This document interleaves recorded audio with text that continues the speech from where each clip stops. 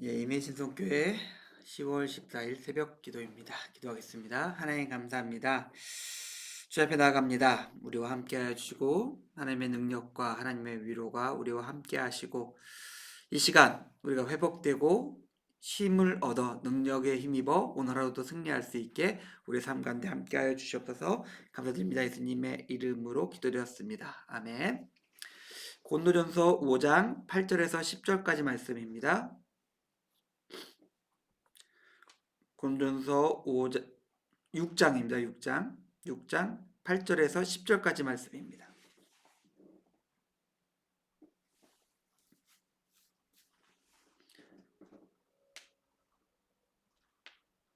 아, 11절까지 보겠습니다.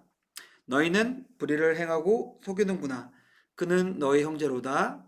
불의한 자가 하나님 나라를 유업으로 받지 못할 줄을 알지 못하느냐.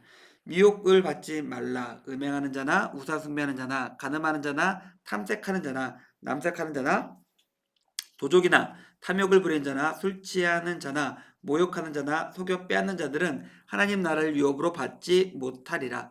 너희 중에 이 같은 자들이 있더니 주 예수 그리스도의 이름과 우리 하나님의 성령 안에서 씻음과 거룩함과 의롭다 하심을 받았느니라. 아멘. 분쟁에 관한 이야기가 계속되고 있습니다. 근데 여기서 바울은 중요한 출발점을 우리에게 알려주고 있어요. 그는 너의 형제다라는 것입니다. 우리가 사람을 대할 때에 우리의 판단과 생각과 태도를 결정하는 기준이 있습니다. 어떤 사람이 있는데 내가 그 사람을 어떻게 대할지에 대한 나의 기준이 있어요. 그 사람의 위치, 그 사람의 힘, 그 사람의 재력, 그 사람의 외모, 그 사람의 행동 같은 것들입니다. 대부분의 그렇기 때문에 그것에 맞춰가지고 우리는 우리의 태도나 행동을 정합니다. 이 사람이 여기 있으면 여기로, 이 사람이 여기 있으면 여기로 우리의 행동의 수준을 정합니다. 근데 바울은 이것을 불의라고 이야기하고 있어요. 낮은 형제에 대해서 낮게 대한다? 안 된다. 그리고 못나고 못하고 그리고 뭔가 문제 있는 형제를 그렇게 대한다? 그러지 말라고 이야기하고 있습니다. 교회는 행함을 주고받거나 뭔가를 거래하는 곳이 아닙니다. 다른 사람을 그 사람이 가진 것이나 그 사람의 겉모습이나 그 사람의 행함으로 규정한다면 바울은 그것을 불의라고 규정하고 있습니다. 바울이 있던 곳, 그리고 지금 우리가 있는 곳은 어딜까요? 멸망할 수밖에 없는 죄인인데 용납받고 다시 새롭게 거듭나는 사람들이 모여있는 예수님의 공동체입니다. 물론 성경을 보면은 바울이 이런 경우에 대해서 끊어버리라 라고 말하고 있는 경우가 있어요. 우리 5장에서 살펴봤고 6장에서 살펴봤죠. 음행도 있었고 모욕도 있었고 분노와 탐욕 그런 여러 가지 것들이 있었습니다. 하지만 그런 것이 아니라면은 그를 형제로 대해라 라는 것이죠. 너가 받은 은혜로서 그에게 은혜로 전달해주고 그 사람을 용납하고 사랑으로 대해주고 세워줘라 라는 것입니다.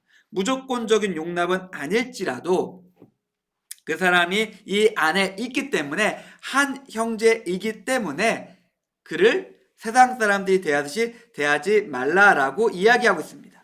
바울은 형제로 대하지 않는 것, 그리고 우리가 마태복음 5장에서 산상수훈에서 예수님께서 말씀하신 형제에 대해서 라가라고 말하는 것에 대해서 크게 징벌을 받을 것이다 라고 이야기하는 것과 일맥상통합니다. 우리는 다른 형제를 다른 무엇과 또 상관없이 언제나 우리는 그 사람을 형제로 대해야 됩니다. 만약에 우리가 이 사람이 못나고 부족하고 가진 것이 없다고 해서 업신여긴다? 그런 것은 그것을 불이라고 얘기하고 있고 바울에게 이 죄는 어떤 죄냐면 음행과 우상숭배와 간음과 동일한 범주의 악으로 바울은 규정하고 있습니다. 왜 그럴까요? 왜 아니 못나고 못생기고 가진 것이 없는 사람들을 그냥 그대로 대하는 것이 왜 잘못된 것일까요? 그 안에 움직이는 것이 하나님의 말씀도 아니고 성령님도 아니기 때문에 그렇습니다. 그 사람을 움직이는 것은 세상의 기준과 세상의 가치관이에요. 가치관이에요. 하나님의 사람이 아니에요. 그러니까 그 사람은 하나님의 사람이 아니기 때문에 불의하다.